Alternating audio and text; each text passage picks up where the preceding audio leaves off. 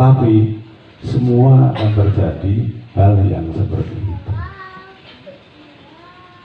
Nah, ini leluhur jenengan kasih sesajen. Kalau Jawa maupun Chinese itu sebetulnya sama, hanya tata caranya beda. Kalau Jawa itu selamatan di rumah-rumah tiap tahun. Terus seperti di sini juga di kampung, kalau tempat saya itu tiap malam Jumat pagi. Itu sederhana, itu bapak kirim doa. Namanya doa waktu hari Ulambana ini. Kalau seperti bapak ibu kan musim panas, terterik kan? Yeah. Ini makhluk itu sama gentayangan minta minum, seperti bapak kalau dari sawah mau dari kebun. Aduh, saya haus, saya lapar. Ini secara lahiriah. Tapi secara batiniah, roh hendak suci, roh itu memerlukan doa dilandasi dengan gondo sarini rasa atau ganda sarini rasa.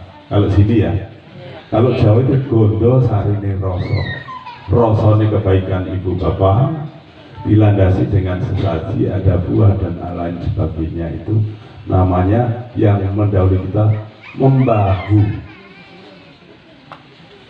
Tinggal rasanya beliau yang sudah melihat itu membahu, rasanya satu kebaikan keluarga, dua rasanya wewangian itu akan menyentuh beliau.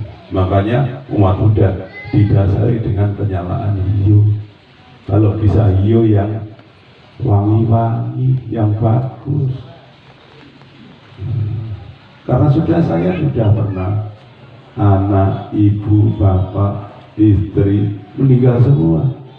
Saya tidak pernah menangis, anak saya menangis, meninggal tidak menangis. Istri saya meninggal, bapak saya meninggal, ibu saya meninggal tidak menangis. Apa? Saya sudah mengalami ngatur jenazah 46 jenazah, mengamati akan menembusnya orang akan meninggal pernah. Itu ngulesi jenazah pernah, bungkus itu loh Bapak Ibu. Karena saya berapa tahun tadi perawat orang meninggal, jadi detik-detik Romo, bapak saya akan meninggal dipanggil, gimana ya hidup atau mati. Nah, ada ciri-ciri tertentu akan orang akan meninggal. Ada yang meninggalkan senyum, ada yang meninggalkan susah, itu orang mati. Sakit, ada yang sakit parah, ada yang sakit sederhana, itu sesuai dengan kamu.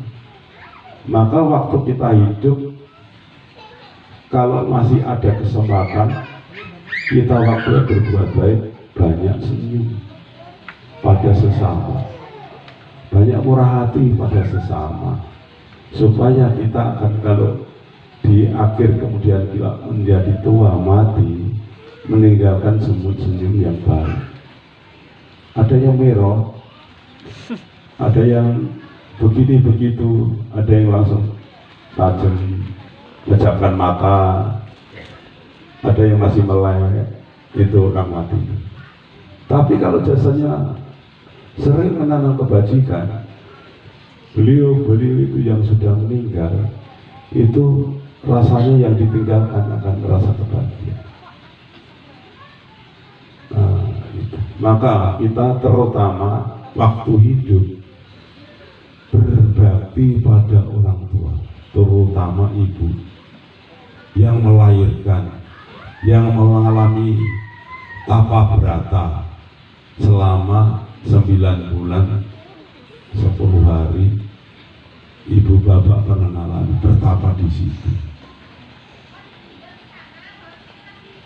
Namanya seorang ibu itu melahirkan perang sabil, kalau nggak hidup ya mati, kalau mati ya, kalau nggak mati hidup. Itu namanya ibu, itu perjuangannya lebih besar. Pernah ganti semenjak saya menjadi saya udah jabat kepala desa, ibu saya sakit, saya cuci jarinya, saya cuci.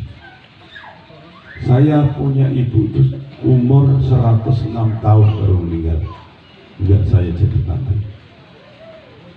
Nah, beliau walaupun beliau udah tua, walaupun orang kampung, dia berpesan pada anak, nah nanti kalau jadi orang gini harus sabar, harus melakukan ini itu yang baik untuk tujuan kamu, untuk kepentingan kepentingan. Itu adalah kunci pokok kehidupan seorang ibu dan bapak. Makanya kita harus memperluas dalam ajaran Guru Agung kita, Sang Buddha, untuk menuntun pikiran, ucapan, perbuatan untuk menuju kebahagiaan dalam diri kita sehari-hari. Ya.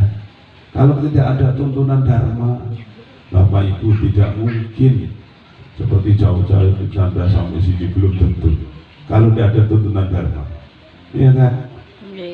Seperti Bante Yatiko, kalau tidak ada tuntunan, tidak mungkin pakai jubah. Malah mudah dituntun dharma. Waktu dituntun ajaran Guru Agung kita, akhirnya kita semakin tua, semakin seperti apa ya kalau hidup kita begini, kok banyak susah. Orang susah itu bukan karena kita kurang makan, kurang sandang, kurang papan, tapi orang susah itu karenanya disebabkan oleh kemurkaan hidup. Permukaan hidup itu seperti ini kurang, ini susah. Ya kalau kita walaupun yang mendapatkan hasilnya sedikit, kita syukuri, yang hasilnya besar kita syukuri. Setelah mendapat